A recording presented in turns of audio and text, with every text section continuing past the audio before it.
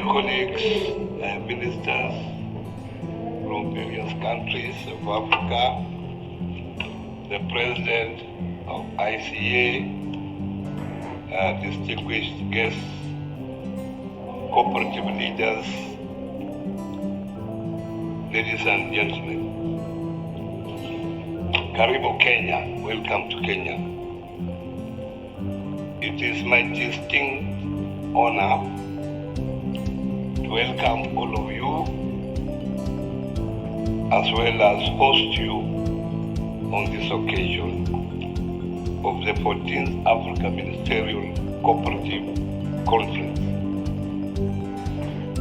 This year's theme, from commitment to action, leveraging global, regional, and local partnership for sustainable cooperative development in Africa, is both timely and inspiring.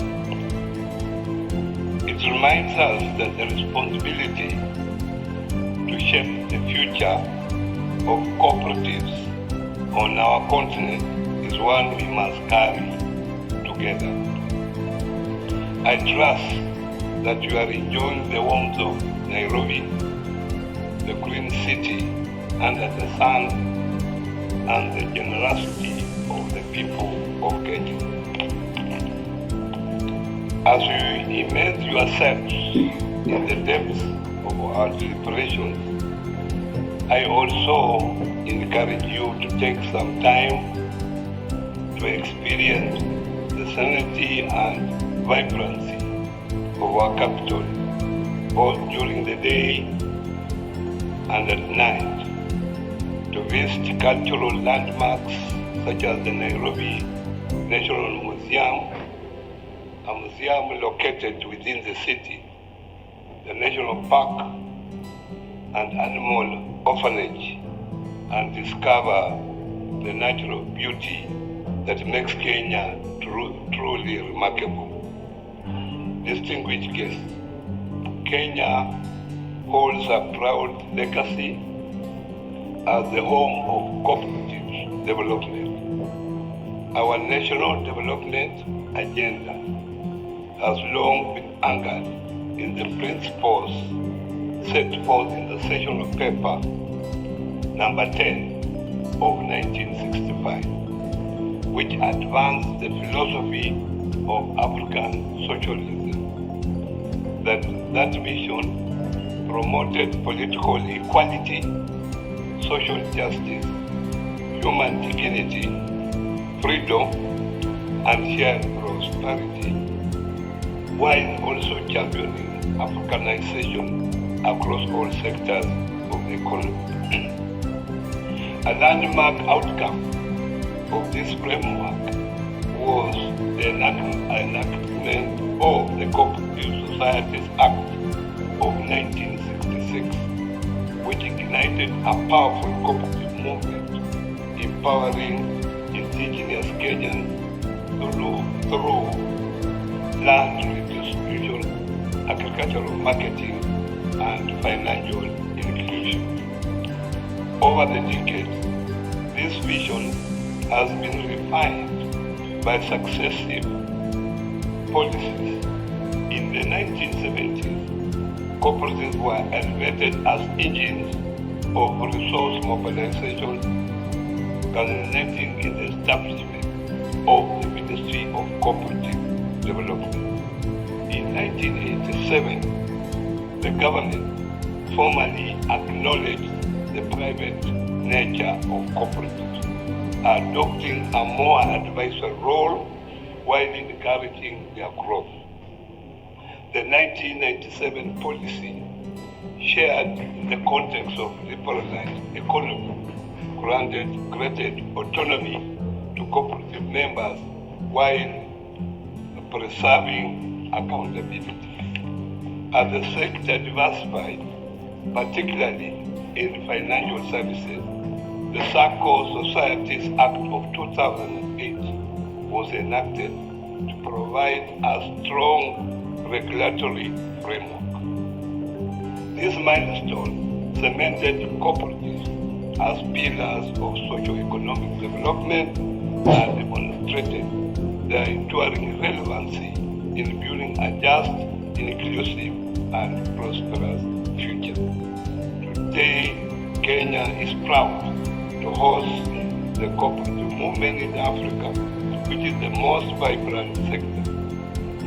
Our savings and credit cooperatives have surpassed the 1 trillion shilling mark in total assets, firmly positioning themselves as the cornerstone of our financial ecosystem.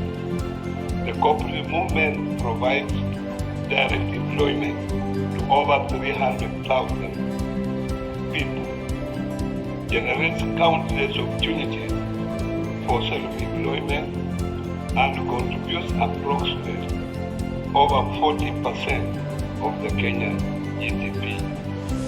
Although few other sectors may put a claim on such as environmental, inclusive, and sustainable growth. Across Africa, the story of cooperative movement is one of the community-driven solutions to collective challenges. The International Cooperative Alliance Africa has worked tirelessly to champion this model as a tool for both economic growth, economic progress, and social transformation. The International Cooperative Alliance reminds us that, unlike conventional enterprises, cooperatives are owned and governed by their members. They are built on equality of voice, fairness in benefits, and decisions that reflect both profit and community well-being. Whether in agriculture, finance, housing, or social services, cooperatives are united by the value of self-help, responsibility, democracy, equality, equity, and solidarity. They are further guided by the principles of honesty, openness, social responsibility, and care. This resonates deeply with the African spirit of Ubuntu. Distinguished colleagues, ladies and gentlemen, Africa today faces formidable challenges, including and not limited to poverty, hunger, high inflation, mounting debt, and unemployment, accelerating impact of climate change, and the risk of its endless. This cannot be ignored.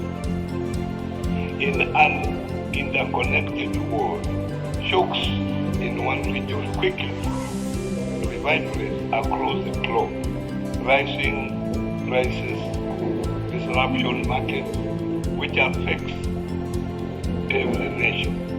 Yet, while the challenges are real, we must not allow them to define us.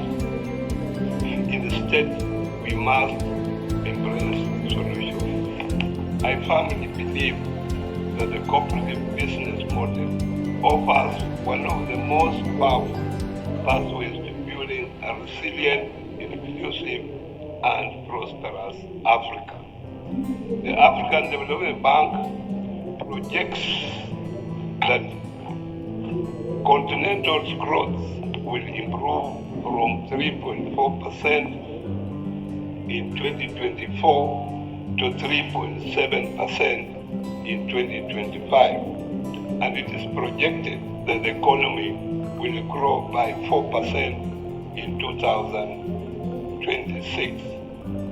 This positive is buoyed by recoveries in key economies and by the promise of deeper regional integration through the African Continental Free Trade Area.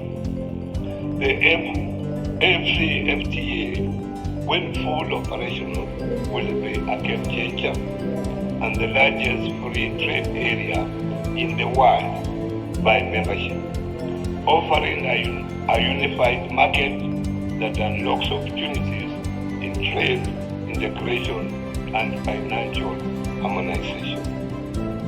Ladies and gentlemen, trade, agriculture, and enterprises cannot flourish without true partnership.